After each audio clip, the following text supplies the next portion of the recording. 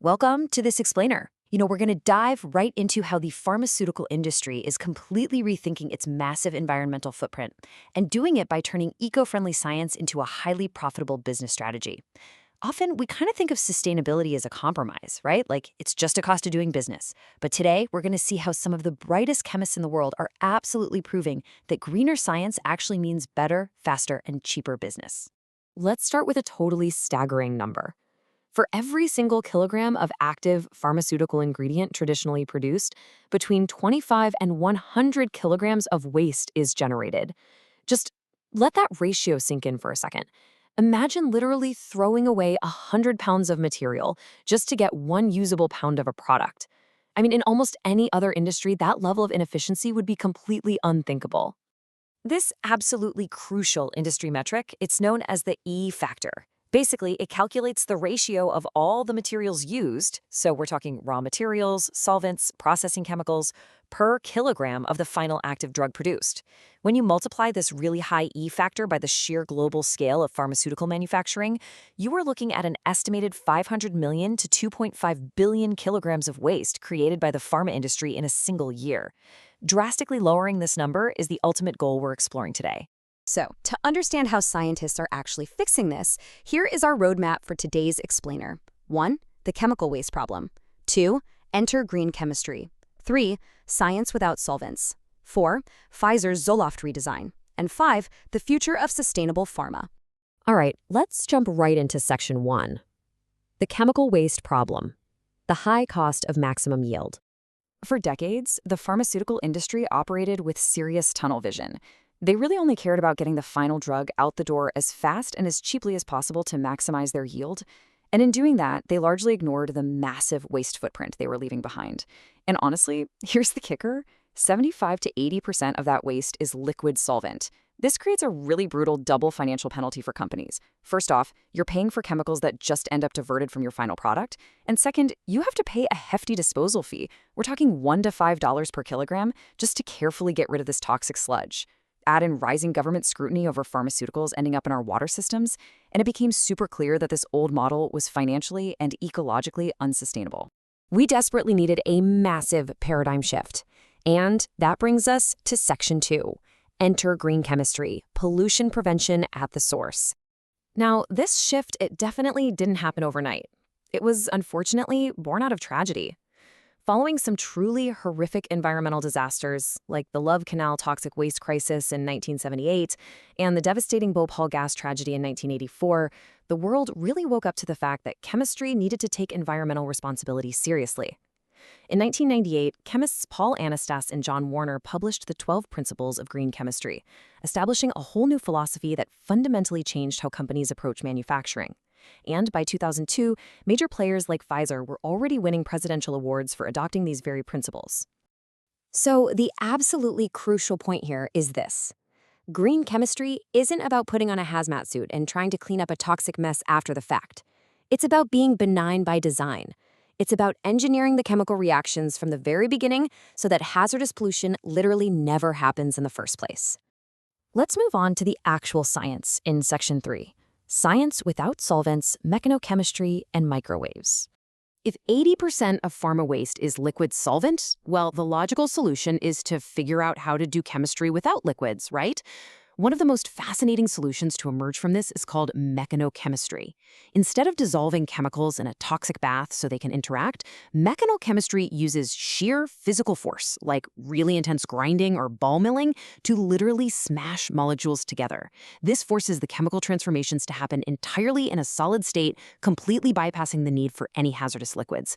Take synthesizing a pharmaceutical co-crystal, for example. By simply ball milling caffeine and malic acid together, just mechanically grinding them with physical energy, scientists can synthesize a brand new compound with improved solubility. And they do the whole shebang entirely solvent-free. No toxic liquids, no expensive disposal fees, just clean, highly efficient science. But, it's not just physical grinding. Chemists are actively deploying an entire arsenal of solvent-free techniques today. They're using microwave-assisted synthesis, where targeted dielectric heating can accelerate a reaction from several hours down to just a few minutes.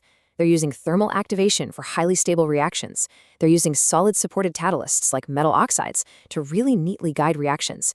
They're even jumping into biocatalysts, leveraging completely natural enzymes to synthesize complex molecules safely and cost-effectively. Now, you might be wondering, okay, this all sounds really amazing in a lab, but how does this theoretical science actually hold up in a massive real-world business environment? That brings us to Section 4, Pfizer's Zoloft redesign, a billion-dollar proof of concept. To see this in action, we really just need to look at Pfizer. Back in 2002, they took on the complete redesign of the manufacturing process for sertraline. That's the active ingredient in the blockbuster antidepressant Zoloft. And look, this was not some small side project. Zoloft had over 115 million prescriptions written in the US alone. It required incredibly pure, totally massive, large-scale manufacturing. Re-engineering a drug of this magnitude, especially under the strict eyes of the FDA, was a huge risk. But the payoff, it was absolutely incredible. Check out this direct head-to-head contrast between the old way and the green way. The traditional process used titanium tetrachloride. That is a highly toxic, corrosive liquid that literally forms hydrochloric acid when it touches the air. As you can guess, it created massive amounts of hazardous waste. Well, Pfizer's chemists completely replaced this with benign ethanol. They also introduced a highly selective new catalyst that could actually be recovered and recycled. So the result?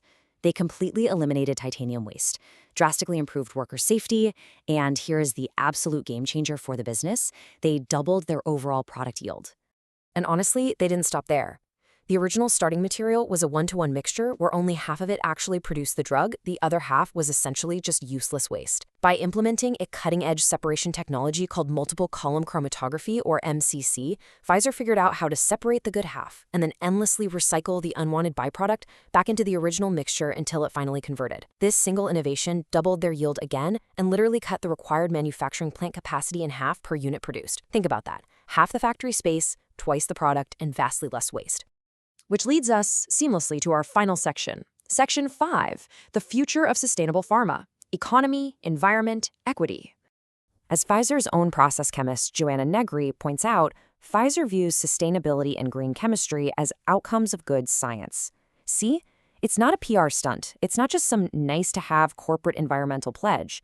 It is fundamentally superior science that provides a massive competitive advantage.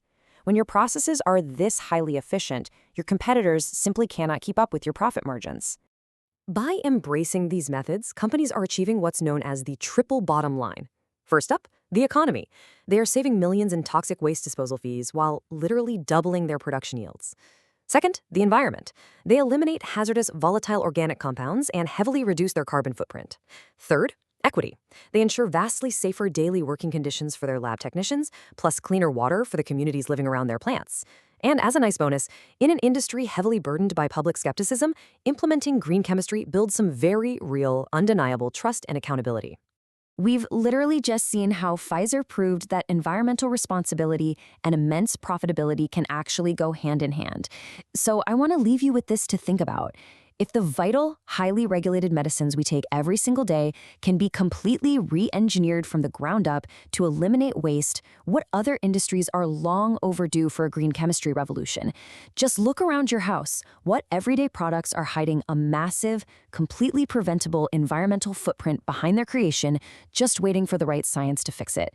Thank you so much for joining me for this explainer, and definitely keep questioning the science behind the products you use every day.